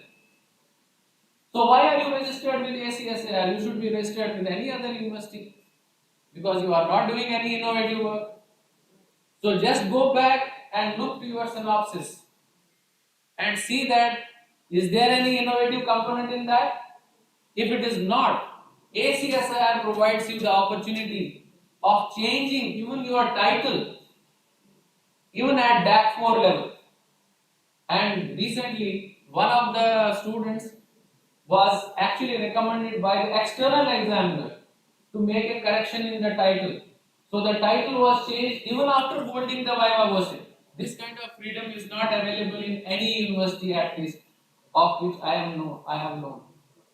This is possible only in ACSIR. So it gives you a lot of freedom to add those objectives, to delete objectives, to bring in innovative things in your synopsis, in your research. That all is possible. Do it. Because ultimately our research has to be innovation based research and startups for achieving sustainable development goals by 2030. How many of you know about sustainable development goals? There are 17 sustainable development goals. Do you know which is the first goal? If you would know, then you would orient your research towards that goal only. The first goal is no poverty. Second goal is zero hunger. Is our research going towards that? And we are supposed to achieve these objectives as a country by the year 2030. That will come only when your research is innovative, when you focus on developing these startups. Now provide opportunities to students for learning from other disciplines, and ACSIR through all academic centers can play an important role in emergence of knowledge-based economy and growth. So what is knowledge economy? Earlier, Madam spoke about artificial intelligence, and she said that it is going to be a threat. Definitely, it is going to be a threat for human beings. But do you feel that you can actually counter that threat? How will you counter that threat? After all, it is human brain. We have the intellectual capital. So I think we have to fight this with our intellectual capital. And that is what we can use in the knowledge economy. Wealth creation is increasingly based on knowledge generation, acquisition, sharing, distribution, transformation, and consumption. So we don't have to follow the traditional methods of teaching, learning and research in the university. We have to change ourselves. We have to move, I told you, we have to move from fact finding to solution building. Though that can come only when we move away from this traditional mission. Of course, we have to do teaching in university, we have to do research, but we have to do research with innovation. We have to now develop enterprises through startups. Then only we can have, so necessity of investigating the intellectual capital and the ways through which academic management can transform its potential into operational added value for the university stakeholders and the society. So knowledge creation is important. To support the knowledge-driven economic growth, what should be the essential functions of higher education? Or what should your education give you? Your education should give you the capacity to train a qualified and adaptable working class, including high-level scientists, professionals, technicians, teachers for basic and secondary education, as well as future government. The capacity to generate new knowledge, the capacity to access existing stores of global knowledge and adapt it to local use, the transmission of norms, values, attitudes, and ethics, etc. Coming to AcSIR, as I told you already that it's an institution of national importance declared by an act of parliament. And as I told you, it's no different than a university. In fact, it has all functions which a university should perform. So we currently boast of, AcSIR boasts of having the highest number of PhD students enrolled for PhD degree. It's more than 6,000 students, largest number of students within university system. 6,000 PhD students are on the rolls of AcSIR at the moment. And you can see the enrollment from in the last 5 years, 2018, it has increased. It suddenly went down because of COVID and other reasons, but then we are this year expecting that it will cross this barrier. So we will have the largest number of students, we can boast of it, we can be happy, fine. What is the distribution? You can see that about 38% students are from biological sciences, chemical sciences 40%. So most of your students are either in biological sciences or in chemical sciences. Engineering sciences, very low, 13%. Mathematical and information sciences, artificial intelligence, we have only 1% students, less than 100. And in physical sciences, only 8%. So this needs to be pondered upon. Why is it that we have less number of students in mathematical and information sciences? You have heard of boom in the information technology which is coming up, artificial intelligence, blockchain, whatnot, IoT and all those things which are there. So why is it that we have less number of PhDs in this field? Similarly in physical sciences. So something needs to be done in that. Now currently AcSIR awards the highest number of PhD degrees. Again, which is something we can boast of. On an average, we award around 577 degrees were awarded in 2022, last year. This year it is going to be more. So that means lot many research work is going on. Many students are presenting their thesis. Viva is being held. And one thing I must tell you that what I could see in this university is a very positive thing. That the time taken for processing a thesis, for the award of the degree, for conducting the Viva question, it's fantastic. We don't take years together as is happening in other universities. Once you submit a thesis, forget about it. After 1.5 years, there will be a Viva question. That doesn't happen here. It on an average is happening in a 2 month or maximum 3 months time. Similarly, whatever documents you are submitting, whatever mails you are sending us, they are promptly replied. Maybe the same day things are replied. So I think in terms of efficiency, ACSR is doing wonderfully well. Now the publications, wherever you are putting in affiliation of ACSIR, we count only those publications, and the number of publications has also increased. But let me tell you that, yeah, okay, so let us have a look on the rankings also. So we are second in India, so far as Mago is concerned, institutional rankings, 12th in India, Nature Index, and 18th so far as NIRF ranking is concerned in the research institutions. So we are doing good, but is this going to be enough? Should we stop? Should we become complacent only at 18th rank or maybe 12th rank? Why we cannot have one first rank here? Why we cannot have first rank here? Why? Because we have a large resource, human resource, 6,000 students, and the number of publications is not proportionate to what the number of students enrolled is. And recently we brought in a small regulation that those people who are working in the projects, they have not come through net JRF process. So they will have to at least publish one research paper if they want to get registered for PhD. Because they don't have net JRF, so they have to do some extra work. So if they are working in a project, publish one paper. Now many people started shouting as if we have done something very wrong. साहब UGC ने तो एक paper का वो criteria हटा दिया, उन्होंने तो एक पेपर का क्राइटेरिया भी हटा दिया at the time of submission of thesis.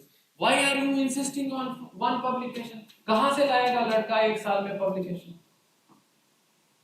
मैंने कहा तो it's not mandatory. UGC requirements are minimum standards. Do you think that if you keep yourself at minimum standards, then you will keep on rising on NIRF ranking?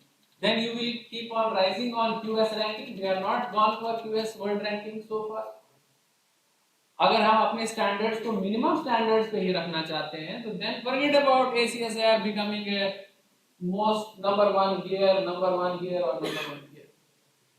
So if you want the institution to become number one, then you have to have your benchmarks high, and that is what is expected of ACSIR student. Why you cannot put in more labor? Why you cannot work more harder to publish or to get a patent or whatever? Why you cannot do that? You can do that. You have the capacity to do that. Then I said there are 6,000 students. There are about 4,000 alumni. And do we have a connect with the alumni? We have developed, I think, some Alma Connect is there, I was told. And many of the ACSIR students have not actually registered, joined that Alma Connect. Please join that, because you will get benefit of the expertise of your alumni. Friends, you can get connected with them. They can find out things for you, postdoctoral positions, jobs, and many other things. Then what we are trying to do now is, in order to bring that information to you, if you are not ready to even press a button, not to register yourself, so we are doing our bit.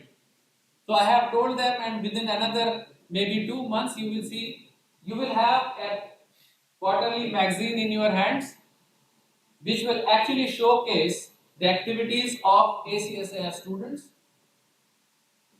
We are requesting all the laboratories of our academic centers to have science club, wherein you can have activities like discussion forums, you can have debates, you can have talks, you can have quiz, other many activities which a science club can do, that can be created in every lab affiliated center.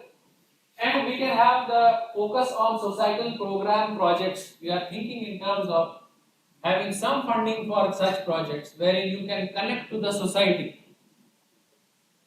We have a very beautiful program of joint PhD program with RMIT University Australia, and University of Western Australia. Let me tell you, we are in the process of signing of MOUs with few more international universities. Maybe in the very near future, you will see that at least 3 of them are in the pipeline. So hopefully in another 2 months we are going to sign MOUs with them. It's a very beautiful program where a student can spend 1 year in RMIT University, Australia, and University of Western Australia. Also, they are offering some fellowships at no cost to the student. Student doesn't have to spend 5 rupees out of the pocket. Everything is sponsored, everything is funded. But when it comes to applying, we don't find people applying for these programs. Why are you shying away from applying on these programs? You will get a joint degree. You will get one degree from AcSIR and another degree from RMIT University, Australia. That will help you in finding a better postdoc and other maybe jobs in Australia and other countries. We are trying to extend it to other universities as well. Now, these are some of the glimpses of academic professorships which have been offered. Then we have an alumni network which was inaugurated by our former Director General CSIR. So it's an AcSIR alumni portal as I was talking about. Then we have web lecture series and I will shortly be telling you about the new one also. Then recently in 2021, celebration of 10 years of AcSIR have been done. These are some of the things which I wanted to show. And after a decade, where are we at the moment? We would be all of us, you as well as me. So AcSIR is the largest educational institution in STEM. 55 centers, CSIR and non-CSIR centers are affiliated with us. It's an institution which is the awarding highest number of PhDs and 18th rank of NIRF. I said that, is it enough? By no means it is enough. We can just boast on saying that it is largest, it is biggest, it is this, that. But actually we have to see that how better we can contribute to the society. Now we are planning to restructure the PhD program, whichever you are at the moment in. We want to introduce MOOCs. I don't know how many of you have read about or know about MOOCs, massive open online courses which are available, and we are going to give credit value to them as well so that they get reflected in the marks card that you have gone through those MOOCs courses. We will improve or change the course content drastically. I'm thinking of actually re-engineering the whole coursework. Training for pedagogy. Now this is something which is very important. All of you are not ultimately landing up to become the scientist. Many of you would also opt for a university job, would like to become an assistant professor somewhere. But do you have the training for teaching? Can you teach? Many a times we used to be told that somebody who is a good researcher necessarily may not be a good teacher, and somebody who is a good teacher necessarily may not be a good researcher.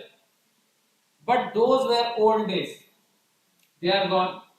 In today's time, you have to know everything. You have to be a good teacher. You have to be a good researcher. You can become a good teacher if you are a good researcher. Let me tell you. But there has to be some training.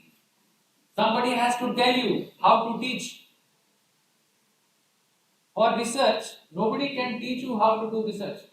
But for teaching, somebody has to tell you how to do research, how to do teaching. So that is what I mean by training for pedagogy. Inclusion of outside experts in DAX. This was a practice earlier, it has been stopped. We are going to start it again. We'll have external experts in your DAX. Skill training for research. Again, this is an area where we would definitely like our students to get trained, as I think Professor Batra mentioned about this, that we don't have enough skill. So again, this is very important. Then inclusion of experts from industry. We want the academia industry connect. We want you to get connected with the industry right there from the PhD program. So that whatever you are doing, you are ultimately able to connect to the industry. You are able to see that where is my future. May not be necessarily in a government job, may not be as a scientist, as an assistant professor. It may be your own enterprise. But do you have that connect? Again, we want to strengthen the multidisciplinary research. I told you that it's very important. In these days, you need to have research in multidisciplinary areas, strengthening collaborations for research. Unfortunately, collaborations do not work in India. We have seen as scientists, we have seen as teachers, collaborations नहीं होती है. Network project होता है. 5 institutions are there in the network. Network में से एक pi जो है वो अपने काम का पर्चा छाप देता है. No credit to other 5 members, and the network breaks down. It's unfortunate. It happens many a times. I may not say 100% of time because there are some good network collaborative projects, and sometimes the collaborations are excellent. But in general, we have a nature. Indians have this issue कि मैं सब कुछ खुद ही करना चाहता हूँ. If there is something from computer science, something from chemistry, something from biology, so I could have 5 scientists and they would do their own job. But unfortunately, I feel ये chemistry वाला जो कर रहा है मैं खुद ही कर लूँ. So I start doing that part, and I end up doing nothing ultimately. So strengthening collaborations are very important. We would definitely like to have such PhD programs, such titles, such synopsis where there is a multidisciplinary approach which is being followed, where your DAC members are from different fields and they are from different CSIR institutions. Something which is not at the moment that is not practiced. Your DAC members are from your own institution. So this kind of approach, wherever you have the experts in different CSIR labs or even universities, other AcSIRs, IITs, bring them in and put them in your DAC and let them guide you to help you in developing this PhD program. So promoting outcome-based research, as I said, your research topic work should have element of innovation, societal benefits, and how it can result in patents. Strengthening research, communication and writing skills. Again, there will be a lot of focus on this. We would like to have networking among the students. We are actually thinking the ways and means. We are on the job, maybe another 1 or 2 months.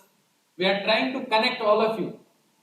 All ACSR students will be connected. Then there will be blogs and online platforms, research and science clubs, workshops, seminars, skill development training programs. So what is the way ahead? The way ahead is that we want to have credit-based courses and projects in the area of community engagement and service, environmental education and value-based education. Many research scholars feel that whatever they have to do in this area, they have done it at the master's level. Once you cross the master's level, फिर तो आप student रहे ही नहीं, फिर तो आप scholar बन गए, फिर आपका community की engagement के साथ कुछ करना ही नहीं. एक भारत श्रेष्ठ भारत में आप participate कर ही नहीं सकते because you are research scholars.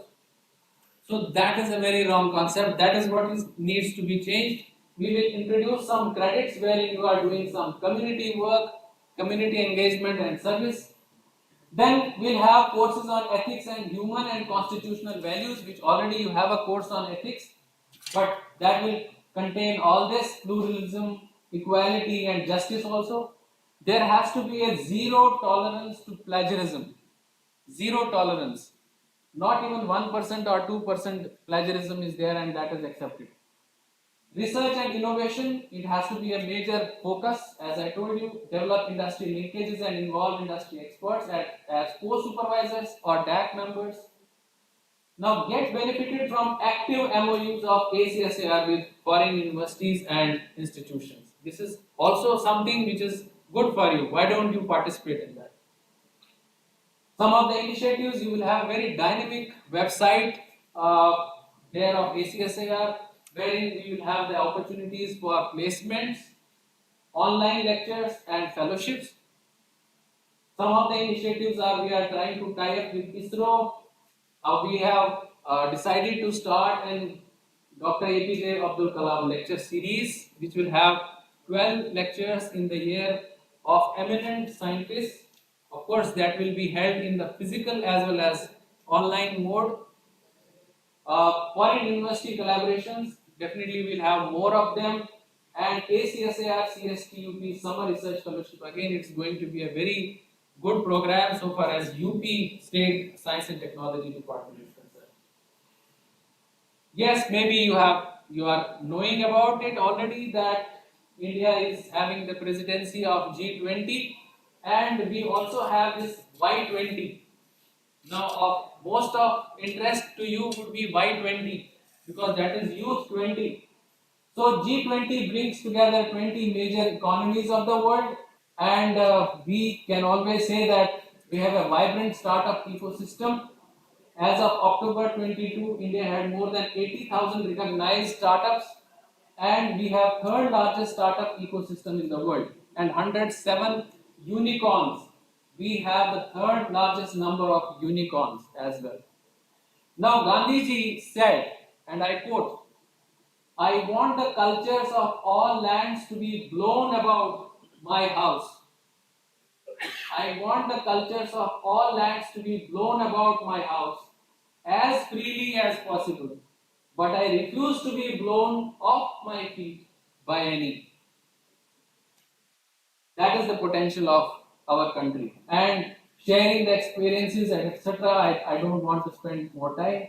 Overview of S20, that is Science 2023 under G20. The meetings are being held at these places in India, and there are three sets of issues. The first is that India has proposed disruptive science for innovative and sustainable development as the subject for Science 20 this year. And three sets of issues will be focused: universal holistic health with emphasis on prevention of disease, adoption of clean energy for a greener future, connecting science to society and culture. I think these are the most relevant issues. So let me call upon all of you. Let's all join hands and move from fact finding to solution building. Thank you so much for your patience.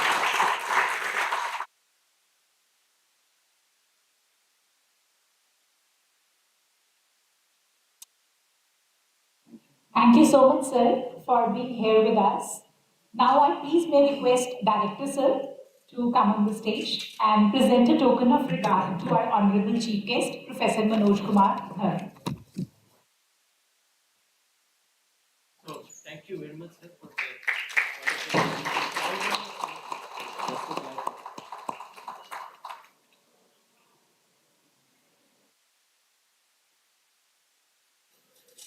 Thank you so much, sir. So this is time to thank our sponsors. Our title sponsors are VS Togi Financials and Paris Defense and Space Technologies.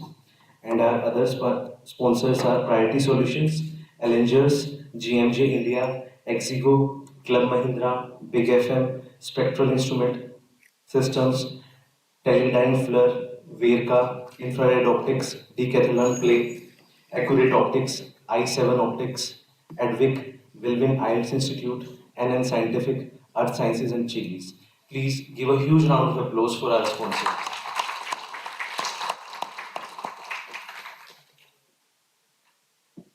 So on this note, we request our dignitaries to proceed for tree plantation, followed by lunch.